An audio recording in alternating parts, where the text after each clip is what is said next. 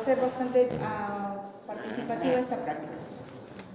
El tema, como le dije ayer, es amplio, ¿no? Ayer hemos tratado la parte de infecciones a nivel bacteriano, a nivel sistémico, por eso hablábamos de procesos cultivos. Luego, el ingeniero que van a hacer con ustedes en un momento, tenemos el otros cultivos y en práctica hacemos la parte bacteriana en la orina, que son los urocultivos, ¿no? Entonces, recordar un poco sobre la función del tracto urinario. Les decía que van a ser una de las muestras que ustedes siempre van a ver como parte de su actividad en el consultorio médico, porque son una de las infecciones más frecuentes. Por lo tanto, es muestras que ustedes van a derivar al laboratorio con cierta frecuencia. Si hablamos de pacientes hospitalizados, hay que tener en cuenta que también es una de las infecciones nosocomiales en el hospital, en los intrahospitalarios, que también ocurren con frecuencia. En la parte respiratoria y de aquellos pacientes que están en ventilación asistida, ¿qué era lo que más destacaba? ¿Neumonía? Neumonía, muy bien, una neumonía nosocomial, ¿verdad? Entonces, de toda la parte hospitalaria, si hablamos de pacientes con soporte ventilatorio, las neumonías ocupan el primer lugar en infecciones intrahospitalarias, seguidas de estas, de las infecciones urinarias, ¿sí? De las infecciones urinarias. Y es importante hacer la discriminación de qué paciente estoy tratando, alumnos, porque no es lo mismo una mujer adulta que una niña, que una mujer embarazada, y tampoco los gérmenes que voy a encontrar van a ser iguales en los niños que en los pacientes adultos, y ni en ambos sexos también van a ser diferentes las bacterias que podemos encontrar. Y un breve repaso, que esto ya es netamente la actividad que se hace en el laboratorio, pero que ustedes necesitan saber para que puedan entender de dónde es que van a interpretar los resultados. Como siempre les digo, el laboratorio clínico es interpretación de resultados. En ningún momento pedimos que se aprendan de memoria los resultados. ¿Por qué? ¿Dónde vienen? ¿Dónde vienen los resultados acompañados de qué? De valores de referencia. Muy bien. Viene el resultado de su paciente y a un costadito en la parte derecha con letras pequeñitas los valores de referencia. Muy bien. Entonces ustedes ya no tienen por qué aprendérselo, sino interpretar. Y para recordar brevemente la anatomía del sistema urinario masculino y femenino, ¿verdad? De esto, la orina es un líquido estéril, ¿cierto? Hasta donde está en la vejiga, si no hay ningún problema infeccioso, esa orina es estéril. Les comentaba que hay tratamientos de estos ortodoxos, de estos que no tienen mucho soporte científico, en las que las personas beben la orina, ¿no? La primera orina de las mañanas se dice que la beben. Si no tienen ninguna infección, pues no va a pasar nada, ¿no? ¿Por qué? Porque es un ultrafiltrado. Son sustancias que el organismo no necesita y que nuevamente al pasar por el riñón van a volver a ser filtrados, que son creatinina, urea, iones, sodio, potasio, bicarbonato. Para mantener la homeostasis del organismo se elimina a través de la orina. Y si los vuelven a beber, nuevamente van a pasar al sistema circulatorio y nuevamente el riñón los va a eliminar. ¿Y qué consideraciones a tener en cuenta en los problemas urinarios? El tamaño de la uretra, ¿sí, alumnos? El tamaño de la uretra, por cuestiones anatómicas, en la mujer es más corta. La uretra es más corta y por ende tiende a ser un mayor riesgo de infección que en el caso de los varones. ¿Y por qué? Porque la distancia que hay entre la parte de la uretra final y el esfínter anal es muy pequeña. Esta parte que se llama el rafe perianal, ¿se acuerdan de anatomía? El rafe perianal que comunica estos dos sitios en la mujer es más pequeño, más o menos 8 a 10 centímetros, y permite que las bacterias que todos tenemos, la microbiota que está en la parte genital y en la parte del recto, pueda migrar hacia la uretra femenina y migra. ¿Cuál es el tipo de infección urinaria? Una pregunta, a ver. No. ¿Cuál es la metodología, la forma de infección urinaria más frecuente? La forma, ¿cómo es esa infección? ¿Sistémica? ¿Por un foco vecino? ¿O de forma ascendente? ¿De esas tres? Ah, muy bien. La forma ascendente. ¿Y por qué ascendente? Porque el E. coli que mencionó su compañero, pues migra de la uretra hacia la vejiga, hacia los uréteres y puede llegar a la pelvis renal y por ende al riñón y hacer una hielo ascendente. Ascendente. ¿Sí? Ascendente, sube. ¿Cuál otra vía? ¿Cuál otra vía? Hematógena. La vía hematógena también a partir de un foco cualquiera, alguna infección, la bacteria puede estar circulando y llega al riñón y se puede alojar ahí. A través de un absceso, eso es una infección continua. Un absceso renal puede también pasar las bacterias al riñón y puede contaminar.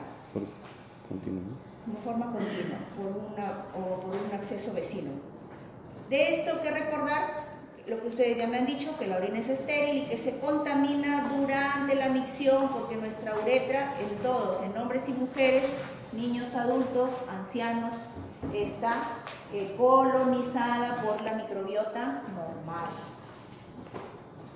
¿Y qué microorganismos encontramos en la microbiota normal? Ahí con esos ojotes, para que las tengan en cuenta, ¿sí? Por eso está este dibujito ahí. Mucha atención con estos gérmenes que están de forma normal. Enterobacterias, y entre ellas E. coli, otra más, ayuden. ¿Qué otra enterobacteria conocen? Shigella, muy bien. Salmonella, muy bien.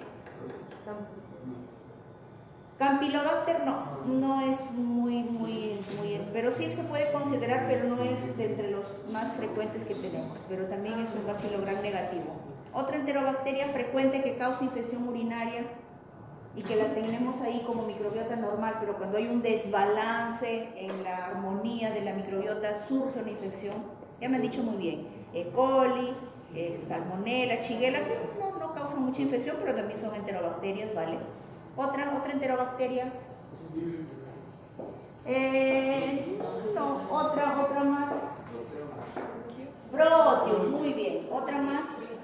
Klebsiella, muy bien. Serratia, Enterobacter, todas estas forman parte de la microbiota en pequeñas representaciones, por eso dice enterobacterias, todo un grupo, y también cuando hay un desbalance puede ocasionar una infección. Staphylococcus epidermidis, ¿verdad? El que está colonizando la piel, Saprophyticus y el aureus, ¿no? Si ahorita ponemos en nuestra mano una placa de agar sangre, el día de mañana vamos a ver que crecen colonias de estas bacterias, ¿sí? Porque las tenemos en las manos. Por eso es importante el lavado de manos siempre que vayan al hospital. Muy importante el lavado de manos. Les comentaba, parece que no lo tomamos muy en serio, ¿no? Ay, pero si mis manos yo las veo limpias. Pero usted ha cogido la historia clínica. Cuando les mandan a hacer un resumen de la historia clínica, usted coge la historia clínica. ¿Quién más coge la historia clínica? Ahora que los hospitales están abarrotados de internos, de residentes, está el interno 1, el interno 2, el interno 3, el que va por ahí, otro más, el residente 1, el residente 2, el residente 3, el asistente 1, el que le hicieron la interconsulta, miren cuántos vamos. La interna de enfermería 1, la interna si tiene un problema psicológico, la interna de psicología, todas esas personas cogen una historia clínica. Y ustedes a veces, muy contentos, las cogen y tienden a hacer esto, a llevarlas ahí muy abrazaditas, ¿no? Entonces, de ser posible, ni sacarlas del área del paciente. También he visto que piden autorización y están sentaditos en las banquitas que hay en las áreas del hospital con su historia clínica y contaminando, porque ahí vienen otras personas que no son acompañantes de sus pacientes y los pueden contaminar. Entonces la historia clínica o en la cabecera del paciente, ahí con su paciente, o en el staff de enfermería o a los otros laditos que hay estos sitios de los técnicos donde trabajan, guardan sus muestras y todo, ahí, no más. no otro sitio, por favor, alumnos. Y después de que utilicen su historia clínica, van, se lavan sus manos. Ahí en el hospital, bueno, no siempre hay clorhexidina. He visto muy bien algunos de ustedes en sus mochilas alcohol, ¿no? Alcohol en gel, muy bien. Si no tienen acceso al lavado de manos, al menos algunas se eliminarán con el alcohol gel. El alcohol gel se puede secar incluso y podrían estar eliminando unas bacterias. ¿Qué les comentaba de esto? Hace muchos años un colega de una especialidad estaba atendiendo a un paciente, una niña, y también él tenía niños pequeños en casa, y una de ellas murió con una meningitis por un Haemophilus influenza. ¿Sí? Entonces, por eso les digo, ¿y por qué se asumió que era él? Y él también lo comentaba muchas veces, porque él había estado tratando a un paciente con esa infección. Entonces, de ninguna otra manera la bacteria pudo llegar a casa si no es a través de sus manos, de la ropa. ¿Ya? Entonces hay que tener mucho cuidado con esas infecciones y con nuestras manitas. ¿Qué otros microorganismos podemos encontrar? Neiserias, cualquiera. Candida albicans, que ahora también ha proliferado la tropicalis, la glabrata, también son otro tipo de cándida. Y Gardnerella vaginalis también puede ocasionar alguna infección. En cuanto a las itus, que son muy frecuentes, ustedes van a ver muchos pacientes. En el hospital, por ejemplo, recibimos cerca de 30, en promedio, a veces 50 muestras de orina, imagínense, por día, por día, 50 muestras de orina. En otros hospitales muchos más. En otros hospitales se habla de 150 a 200 muestras de orina diarias. Entonces, por eso dice acá, son las infecciones más frecuentes, y por eso el médico, ¿cómo evalúa un problema infeccioso urinario? A través de la orina primero y finalmente sometiéndolo a un urocultivo. Habíamos dicho que para el urocultivo, ¿cuál es la muestra ideal? La muestra de orina ideal para un urocultivo, chorro medio, muy bien, chorro medio la tomo de muestra. ¿Y cuál orina prefieren tomar? La primera orina, muy bien. Y tendríamos que decirle al paciente que esa orina debe estar en su organismo por lo menos 4 horas, 3 a 4 horas, ¿sí? El paciente no debe orinar unas 3 a 4 horas para poder recoger esa orina en la mañana. Entonces, si el paciente orina a las 11, hay que decirle que a las 4 o 5 de la mañana podría ya orinar para poder recolectar esa muestra. Entonces, también en cuanto a la infancia, miren, la frecuencia es igual en las niñas que en los niños, ¿sí? Cuando son niñitos se enferman por igual. En caso de los adultos es más frecuente en la mujer, por las condiciones que ya les he dicho y por otras más que vamos a ver más adelante. En el caso de las embarazadas, pues es más frecuente en las embarazadas, miren ustedes, porque hay cambios hormonales, ¿verdad? Hay cambios en el peristaltismo, tanto del músculo liso, y parte del músculo liso son los uréteres y la uretra. Y en los ancianos también se infectan por igual mujer y hombre. En la mujer, porque llega una época en que los estrógenos ya no van a cumplir su función, entonces hay una disminución de estrógenos. Esto hace que el epitelio vaginal se reseque. Si se reseca, tiende a ser más tirante y puede formar pequeñas grietas. Estas pequeñas grietas que hacen eliminan sangrado. Y como hemos dicho en la diapositiva, que tenemos una microbiota ahí, que estos microorganismos ingresan por esa vía, pasan a la sangre o también empiezan a acumularse en la vejiga, y así es como se ocasiona una infección urinaria en las mujeres mayores. Y en los varones, ¿por qué es más frecuente? Porque ya los varones pasados los 50, 60 años, ¿qué ocurre con la próstata?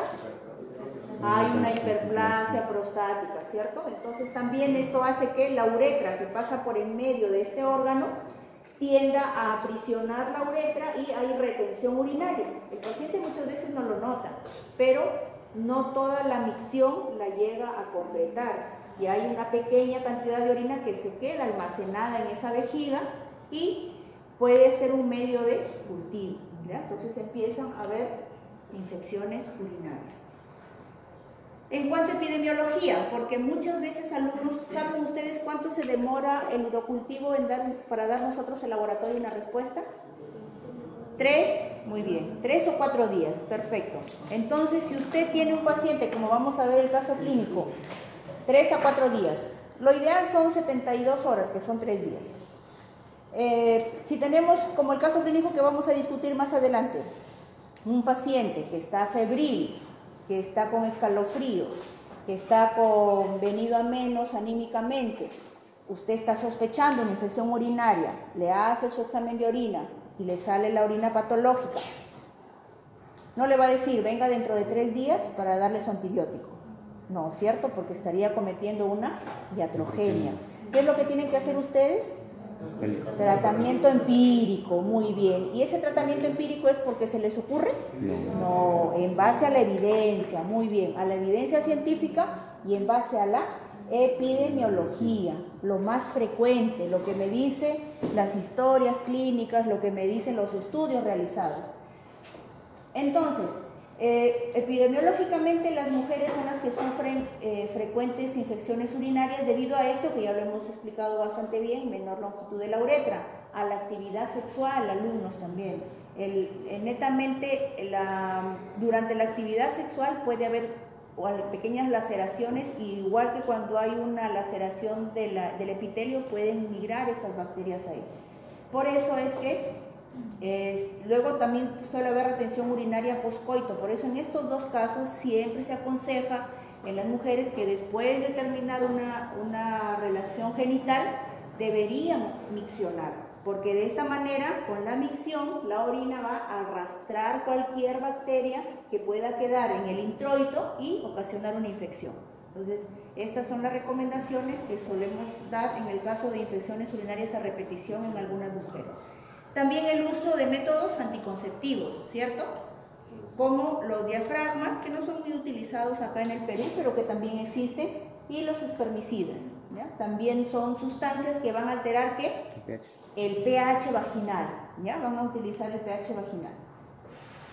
Los diafragmas, por acá veo unas caritas medias raras. El diafragma es como los preservativos masculinos, igual de látex, pero que son más cóncavos, casi de la forma de la vagina, para que puedan ingresar y evitan que llegue el esperma hacia el cuello uterino, ¿ya? Son así como unos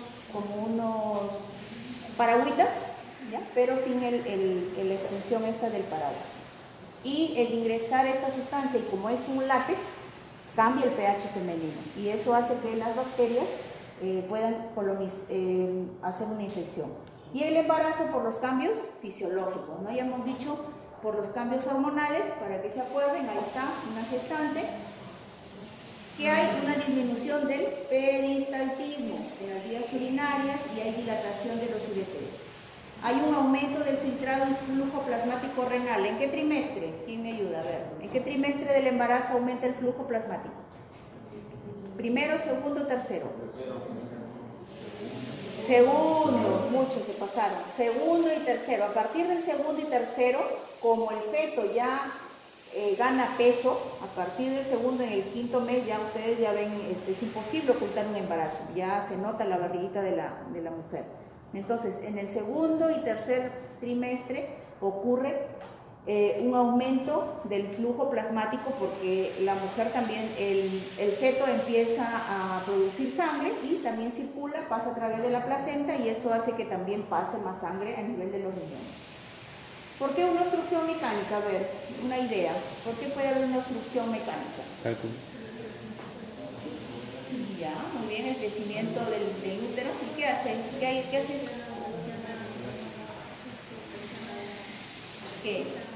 La vejiga, muy bien. El útero, cuando aumenta de tamaño en el embarazo, y aquí lo pueden ver, miren la manito de la mamá, es porque está ejerciendo presión sobre la pelvis y digamos que se pone sobre la vejiga, y esto hace que haya una menor capacidad y ganas de misionar a cada momento. Y por la proximidad anatómica que ya hemos mencionado, esta del anterior del meato urinario. ¿Qué más nos compete saber acá?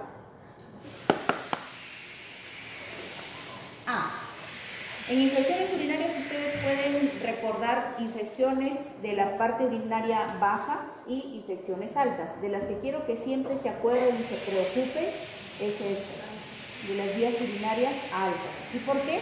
Porque ahí está comprometido, ¿qué? Riñones. El riñón, muy bien. El parénquima renal, está comprometido el parénquima renal, por eso pielo de riñón, pielo nefritis. Pielo es la parte calicial, la pelvis, y nefrit del riñón, y una itis, saben que es una infección o una inflamación, ¿no? Y puede ser aguda y crónica. Los accesos renales, que les decía, los accesos, infecciones que están junto al riñón, y los dolores con los que va a llegar su paciente, recuérdenos bien porque lo vamos a ver más adelante. Dolor lumbar, el paciente refiere dolor lumbar, fiebre, con escalofrío, el paciente llega a veces tiritando a la emergencia, ¿sí? Con escalofrío, a pesar de que está el sol ahí radiante, 10 de la mañana, el paciente llega tiritando por la fiebre. Y esto sugiere que hay una posibilidad de una bacteremia, que la bacteria esté circulando. ¿Y qué hacemos en ese momento? ¿Qué pedimos? Hemocultivo. Un hemocultivo, muy bien. ¿De cuántos brazos? De dos, de los dos brazos.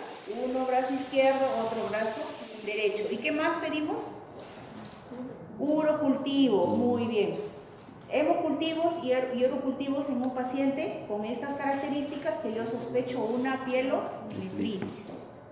Y la parte del otro son las vías urinarias bajas, que también tienen cierta frecuencia, pero que hay que hacer una buena anamnesis, porque generalmente suelen ser cistitis, inflamaciones nada más de la vejiga. Y cuando van a la farmacia, ¿qué hacen? Le dan antibiótico, ¿no? Eso es una infección. La típica, me duele la espalda, y es por las cosas mecánicas, no necesariamente por una infección. Y si tiene una cistitis, si tiene ya el que atiende las boticas ya está dándole un antibiótico, ¿no? Y con eso creamos resistencia, ¿sí? Lo ponemos en riesgo al paciente. Entonces, de esta diapositiva, por favor, recordar que lo que es perjudicial es las infecciones de vías urinarias altas. Y sobre todo en el embarazo les mencioné, ¿verdad? En clase. ¿Por qué habría que tener cuidado en el embarazo con las infecciones? Empiezan abortos. Abortos, muy bien. En fase temprana del embarazo, abortos. Y en la fase final, parto pretérmino con niños con bajo peso y con la consecuente daño de estos neonatos. Muy bien. Seguimos. Los microorganismos causantes de la infección urinaria, miren, el 95%, casi todo se debe a una sola bacteria, una. Y ya me la mencionaron por ahí y lo hemos repetido hasta el cansancio, que se llama, ¿cómo se llama? E. coli.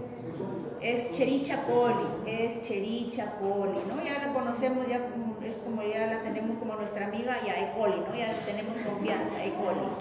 Y hablar con propiedad, Escherichia coli, Escherichia coli. Y aquí está, Escherichia. Y de esa, el 50 al 65% es una Escherichia coli. Y el 5% que nos falta puede ser dos bacterias. Puede ser un coco y un bacilo gram negativo también. Pero como vemos, como son la menor cantidad, pues son casos excepcionales. Por ejemplo, los inmunodeprimidos, muy bien. Otro caso en que he dicho que me pueden crecer más bacterias, acuérdense. ¿Qué? ¿No escuchas? Sí. Inmunodeprimidos, sí, pues sí, está bien. ¿Qué más? ¿En quién más valoro con cierto cuidado un cultivo? Muy bien, los pacientes que están sondados ahí con su bolsita, les dije, ¿no? Esa bolsa tiene todas las bacterias del hospital y más todavía. Entonces, corre el riesgo de que me puedan crecer más de una bacteria. Muy bien, su compañero también me dice los que están cateterizados, claro, porque si le hemos ingresado un germen por iatrogenia a través del catéter, también nos va a salir, aparte de un gran negativo, nos puede salir un coco si hemos ingresado por una mala praxis o por no tener el cuidado adecuado, un coco también. Seguimos. Y aquí acuérdense, miren este quesito. Miren, este quesito es de una revista uruguaya del año 2010, en donde también refrenda la bibliografía. 80% de nuestra amiga Escherichia coli, luego el Enterobacter, Klebsiella, Proteus y Staphylococcus saprophyticus también pueden haber. Y entre otros cocos mayormente. En otro estudio de la Fundación Barceló, esto es una universidad española, también nos dice que en las embarazadas encontramos el 90% de nuestra amiga Escherichia coli y estos es un Staphylococcus coagulasa negativos, ¿ya? Apunten SCN para que lo repasen, luego no sepan qué es. Staphylococcus coagulasa negativa. ¿Quiénes son coagulasa negativa? Epidermidis. Muy bien, Staphylococcus epidermidis. Otro más. Otro, hay varios, muchos. Pero ese es estrepto, Staphylococcus coagulasa negativos. Saprofíticos, muy bien, saprofíticus, epidermidis, muy bien. Son los más frecuentes. En ancianitos también la Klebsiella, nuestra amiga Escherichia coli, también toma ventaja. En los pacientes con vejiga neurogénica, ahí cambiamos de bacteria. Ahí nos pasamos a una Pseudomonas aeruginosa también. Porque un paciente con vejiga neurogénica es aquel que ha tenido un traumatismo vertebromedular o un daño a nivel medular o un tumor también, y hay una lesión a nivel medular y no cumple las funciones del esfínter, de controlar los esfínteres, ¿ya? Por eso se llama una vejiga neurogénica y generalmente este paciente o está sondado o usa pañal porque no controla esfínteres. Y en esos casos, miren, ahí cambia la bacteria que es una Pseudomonas aeruginosa. Nuevamente un estudio en la revista de Sanidad de Madrid del año 2013, donde ya aquí vamos a hablar un poquito nada más de resistencias, ¿ya? De resistencias, sensibilidades de distintos antibióticos. Y miren, aquí tienen las cepas hospitalarias y las cepas de la calle, las de consulta externa, las que van a ver ustedes con mayor frecuencia, y cuando son internos, aquí. Son sus dos etapas que le siguen de aquí, terminando la carrera, de internos y en la consulta externa. Entonces, acuérdense, miren, hay la sensibilidad de las cepas, generalmente las hospitalarias son sensibles, de las dos hay INIPENEM, pero cuando hablamos de ácido clavulánico, ya la resistencia en las hospitalarias también va aumentando y aquí la resistencia en las extrahospitalarias también.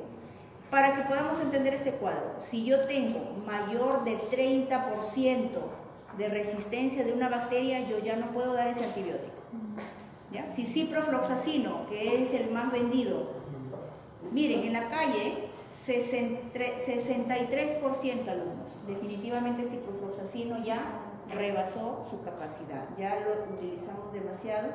Gentamicina, 18%, la tobramicina, 27%, también la podemos utilizar. Fosfomicina es un antibiótico muy fácil de usar, pero que es un poquito caro. Se utilizan solo 3 dosis y es un polvo o en cápsula, pero no es muy comercial acá en el Perú. Miren, cotrimoxazol, que es la sulfa, también ya está desfasada, no podemos utilizar. ¿A partir de cuánto ya no se administra? 30%. 30. Mayor de 30% de resistencia de una bacteria, no puedo utilizar ese antibiótico, porque corro el riesgo de que falle mi tratamiento. Y al fin, algo del Perú. Miren, esto. Al fin, en la revista Médica Herediana del año 2011, en Cajamarca hay un estudio, pero miren, son de reservorios ambientales, pero algo es algo siquiera estamos aportando a la ciencia. Y esto también, miren, estas bacterias fueron encontradas Por eso les digo, en el hospital las bacterias están en todas partes del hospital. En la UCI de nuestro hospital encontramos pseudomonas, encontramos acinetobacter, ahí en el manubrio de la puerta, en el pómito, ese pomo que le llaman, en el manubrio, ahí estaban, hicimos un hisopado y ahí nos creció las bacterias. En el teclado que usa el staff de enfermería y los médicos, todos los bichos estaban ahí haciendo su tarea en el teclado. ¿Ya? Entonces, por eso les digo, todo el hospital está contaminado y esto es de ahí. Son enterobacterias aisladas de reservorios ambientales, miren, en un hospital. Y miren la resistencia que está presentando, miren, lo más oscuro es el resistente. Ampicilina, miren, mayor del 30%. La canamicina, mayor del 30%. Cotrimoxazol, ya casi llevamos. La ceftazidima también. El CRO es la ceftriaxona, también por ahí vamos. Amoxiclavulánico, un pedacitito le falta para ser resistente. ¿Ya? Astrionam también, ¿no? Entonces hay que tener mucho cuidado saber cuándo voy a pedir la prueba de laboratorio, cómo interpreto mi prueba de laboratorio para evitar esto, alumnos. Resistencia a la beta-lactamasa. En el año 2050 dice que lo que nos va a matar son nuestras amigas las bacterias, porque van a ser multi-super-resistentes. Ya somos el primer país en resistencia de tuberculosis. El XRD, el extremadamente resistente, las tenemos en el Perú, en el Callao y en las zonas de Villa María del Triunfo también me parece que son las zonas más complicadas de adquisición de esta micobacteria, ¿no? Y los mata. Nadie, no tenemos mucha propaganda de esto, pero con nuestros colegas se infectan de tuberculosis en los hospitales de Lima, ¿sí? Porque está ahí, y cuando aquí no somos más que cuando a veces vamos en una combi, estamos aquí sentados y el otro lo tenemos aquí, ¿cierto? El otro pasajero. En eso, si nos vamos adelante sobre todo, ahí estamos. Y ahí están que conversan los gérmenes de cada uno. Entonces es fácil de que el micobacterio se transmita. Es 1,5 metros, alumnos, los neumólogos que los ven que andan así con su mascarilla, ellos tienen que respetar 1,5 metros de distancia para evitar que el flush, esto que estoy aquí yo ahorita hablando, las gotitas que salen, les pueda infectar y transmitir el micobacterio. Seguimos, volvemos a nuestra infección urinaria. La mayoría son causadas por bacilos gram negativos. La Escherichia coli es la más frecuente, responsable del 50 al 65%, y aquí en colores les estoy dejando todos los patógenos que ya les he mencionado, que ustedes me han ayudado. Escherichia coli, Proteus mirabilis, Klebsiella pneumoniae, Serratia, Pseudomonas, y están en color rojo porque son los más comunes. Todas estas son entero